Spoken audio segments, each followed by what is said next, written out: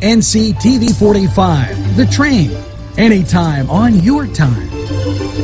This program was provided through funding from Cedars Restaurant in Newcastle, Pennsylvania. A special thanks to Cedars, featuring Middle Eastern, Italian, and American cuisine.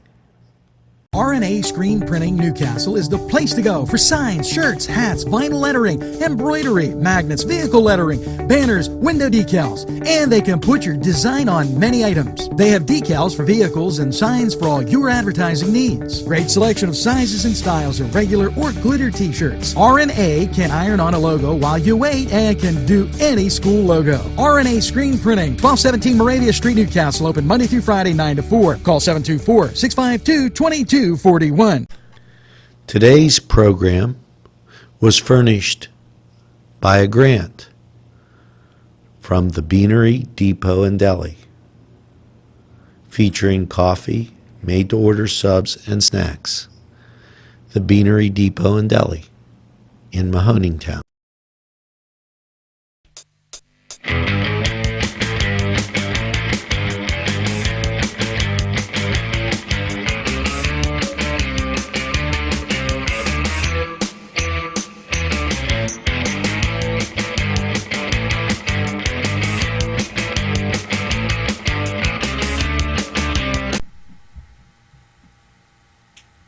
Welcome to the Cedars Sports Corner, everybody.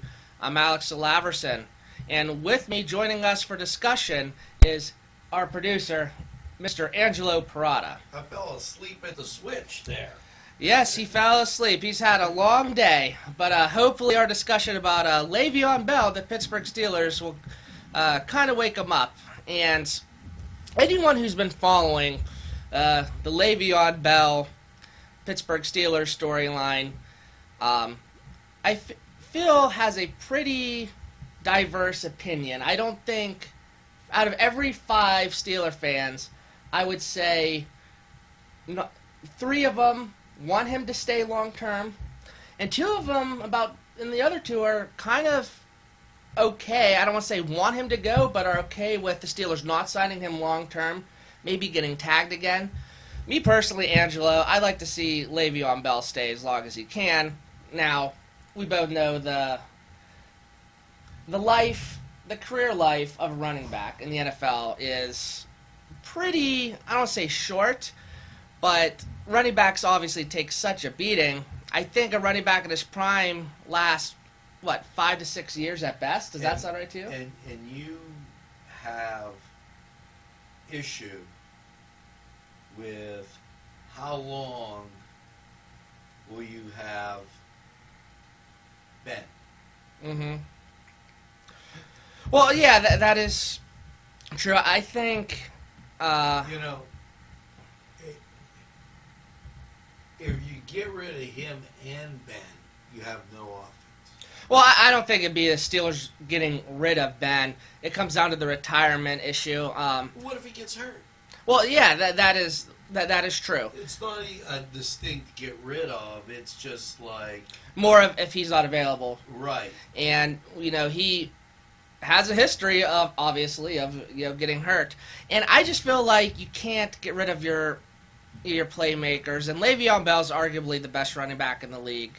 Just his running style is so unique. I've never seen a running back be able to take the handoff, pause, and then hit the open hole.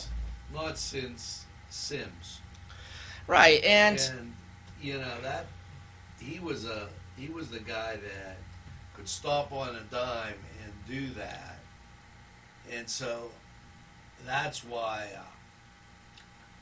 I couldn't see getting rid of him. Right, and the thing is too, Le'Veon Bell helps so much in the passing game. And just how he could catch the ball out of the backfield and take it, so many yards after the catch. And he wants to stay in Pittsburgh. He wants, obviously, a long-term deal that he feels, he deserves. Now, do you think the Steelers are going to franchise tag him again?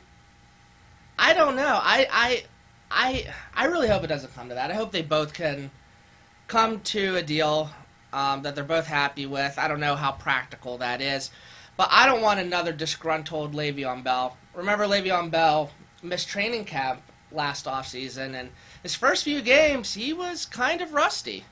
And of course, the rust goes off, and he goes back into being Le'Veon Bell. But the Steelers were hoping by today that they would have a long-term deal, an agreement with Le'Veon Bell done today. So I guess we got to keep waiting for tonight and see if anything comes out. But fingers crossed. Bottom line is, I think any rational Steeler fan wants Le'Veon Bell here long-term. I think you're right, and I think they want to hear from these great sponsors. That is correct. Let's take a break, and now a word from our Hey, Angelo Parada here for Croakers, Kegs, and Corks. And if that's not a mouthful, nothing is. But when you need a mouthful of that special brew, it's Croakers, Kegs, and Corks. Nothing tastes better than when you make it yourself. And I do some of that brew myself quite often. I like doing it. It's a great hobby, and it's something you can do. Croakers, Kegs, and Corks, located right in Union Township. Give them a try. This program furnished by the MAD Unit, Mobile Auto Detailing. See Michael Sad at themadyunit.com. Funding provided by Main Street Clothiers and Tailors, Washington Street, Newcastle. All right. Welcome back to the Cedars Sports Corner, everybody. I surprised you there, didn't I? Yeah, you did. But listen, I'm always on my toes. I'm ready to go. Sometimes I'm slow, sometimes I'm fast. I know, especially today because you're so tired and out of it. And you're like, just go, trying to get me off guard, but it didn't work. But speaking of being surprised and caught off guard, a sport that I feel like has a lot of that, and a sport that I feel is kind of, I don't know if I want to say underrated by the younger population, but we're known as, football is known as being the man sport, the toughest sport to play, other than, of course, MMA or boxing or things like that. But I don't know, Angelo. I'm starting to think, hockey might be the more physical sport. Now, listen, this just breaking, I'm just getting this. LeBron broke his nail, and the All-Star game, even though he got the MVP, they took the rest of the week to try and get to like Wednesday or Thursday before they're going to play. You know what? Anything's.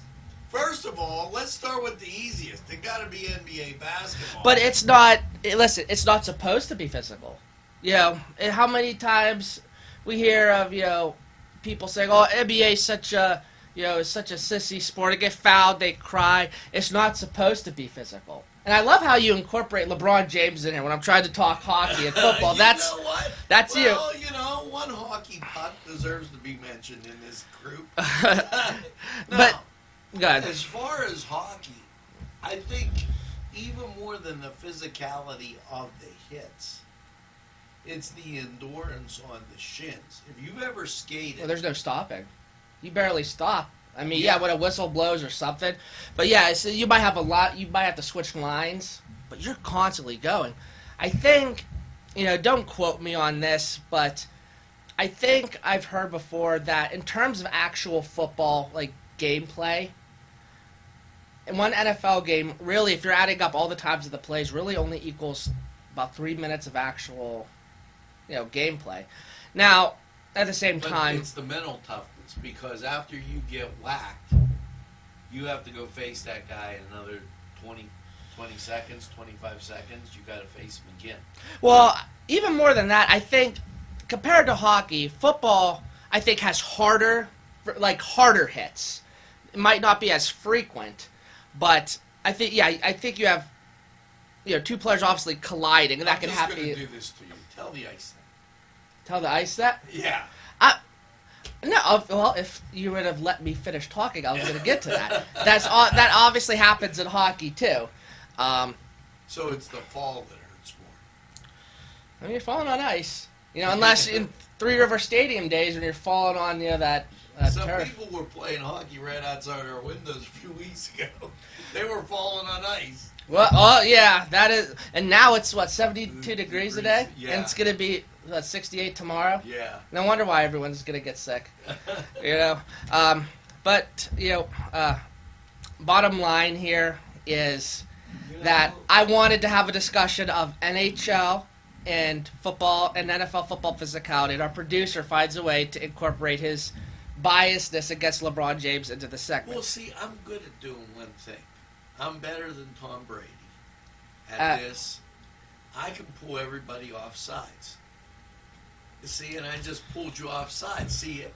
Okay. Where's your camera at? And I didn't. Well, see, I don't need a camera because I'm not a New England Patriot. My question is should the Jets spend the money and take the quarterback out of Washington? I really like Kirk Cousins. Jets. I really I'm a Jets fan.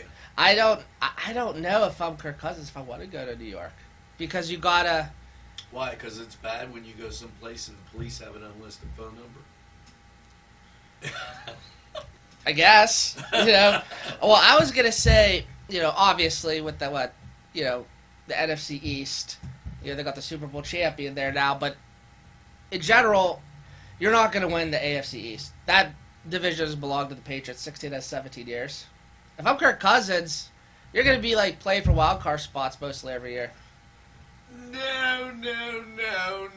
Well. They're catching up. Ever since the handshake in the end zone, and they're not calling interference, people are getting on that. We've been down that road. You sound like my brother-in-law. I'm talking about winning the division. They'll win the division still. They might not win the Super Bowl every year. They'll be right there, obviously, but they have won 16 out of the last 17 AFC East. So have the Steelers. What I'm saying is that if you're Kirk Cousins, if you go to the AFC East, you're going to be facing Tom Brady twice every year. You're basically be playing for a wild card spot. No, you can beat them. I don't know. Even the Jets cheerleaders are practicing. They could beat them, but I'm saying you Jets still have to win the. Cheerleaders are practicing. The Jets cheerleaders are practicing. They're saying pork chops, greasy. The Patriots are easy. I would not go that far. I think they're tough. They're good. I'm not a Patriots fan by any means. I'm just saying they're every year. 7 straight AFC Championship games? That's unheard of. It's going to be interesting. Right, but anyway, we'll be on this topic for a while if we don't take a break here. So let's take a break and now a word from our great sponsors. Today's programming is brought to you by NCTV45 and NC Radio 450, Newcastle's community television station. This program furnished by Sporting Goods, 23 East Washington Street, Newcastle. Call 724-658-2535. These fine businesses provided funding for this program. Gatherings, Town and Country, and On Target. And we're back after my beautiful time of playing with the buttons back here. We are back. And for this segment, our producer wanted to talk about the West Virginia Mountaineers. Let's go! No. Hey, you know what? I have something in common with West Virginia. What? I was brave enough also to wear a total yellow sweatsuit. Oh, jeez. You know what? And the Mountaineers, They're in their total yellow blue. You know what? One thing I could say about West Virginia, just as an athletic department as a whole, they're always. I always feel like they're always relevant in some way, shape, or form. Of course, we know what happened in 2007 when my Pitt Panthers knocked them out of national championship contention, and they're probably never going to get back there. Those were the days. But yes, that is true. But you got to give credit where credit is due, and I got to give credit to the Mountaineers. As much as I don't like any West Virginia Mountaineers sports team, because obviously I'm a Pitt fan, they made the Final Four. Was it 2009? Pitt basketball never made it to the Final Four. Well, unless we're counting the 1940s, when there was only 32 teams. Pitt does have 2 national championships, by the way, in college basketball. People don't know that. Duquesne has a national championship too in the NIT. The NIT was bigger than the NCAA. Most people forget that. Well, yeah, but it wasn't the NIT. It's like the Helms Athletic Foundation Championship. Anyway, we're talking about West Virginia. I have such bad memories of West Virginia basketball because I remember Kevin Pitt's noggle, just always tormenting Pitt.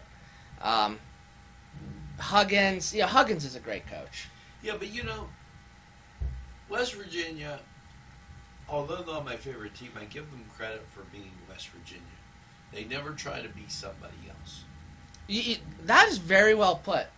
That it just seems that whether they're coaches, remember Bill Stewart, it's always just their brand, their identity, and that works for them. I remember when Todd Graham came to Pitt in 2010, and he wanted to change their whole identity, whole culture around.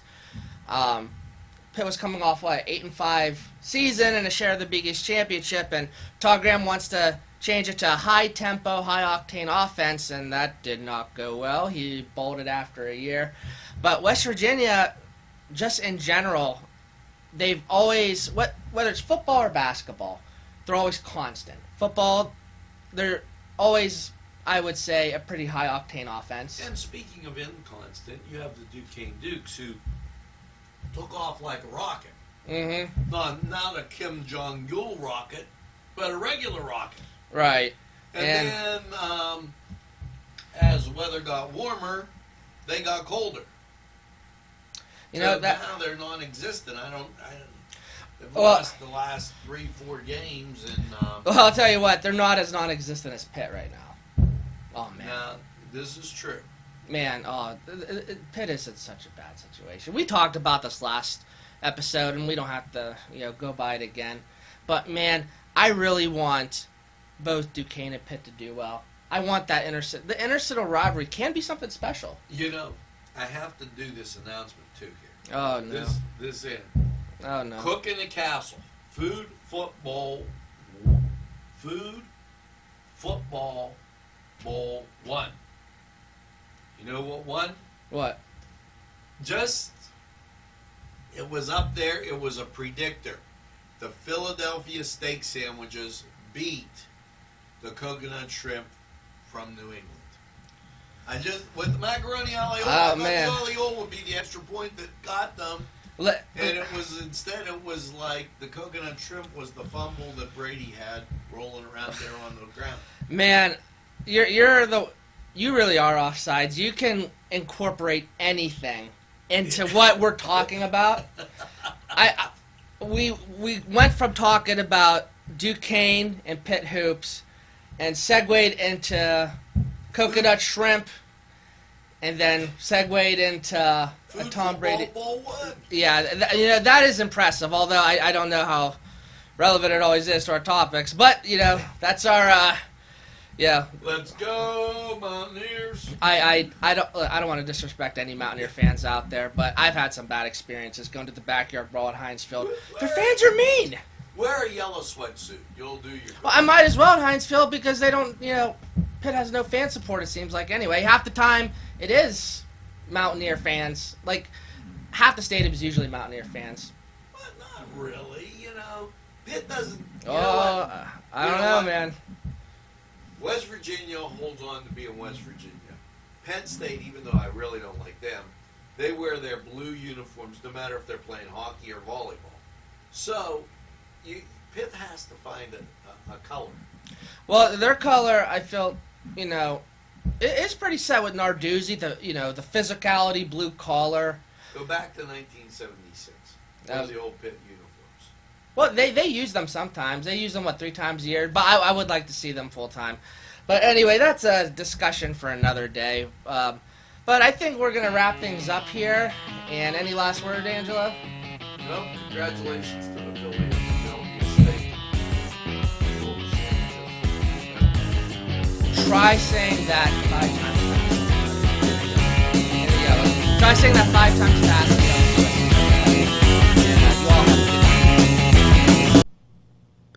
A special thanks to the YMCA for caring about the Lawrence County community and providing funding for this program.